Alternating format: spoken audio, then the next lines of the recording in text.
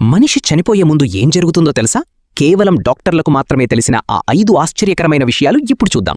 Point 1. చనిపోయే కొన్ని గంటల ముందు మరణించే వ్యక్తికి తమకు ఇష్టమైన చనిపోయిన బంధువులు కనిపిస్తారు. ఇది భ్రమ కాదు, మెదడు ఇచ్చే ఒక ప్రశాంతమైన వీడ్కోలు. పాయింట్ 2. టర్మినల్ లూసిడిటీ.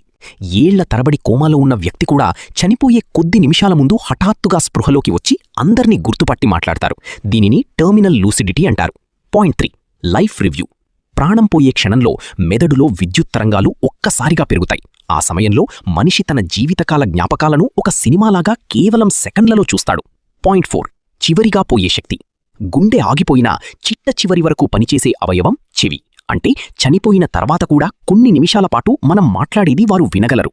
పాయింట్ 5. ప్రశాంతమైన ముగింపు. చివరి క్షణంలో మెదడు ఎండార్ఫిన్లను విడుదల చేస్తుంది. ఇది మరణ భయాన్ని పోగొట్టి ఎంతో ప్రశాంతమైన నిద్రలోకి జారుకునేలా చేస్తుంది.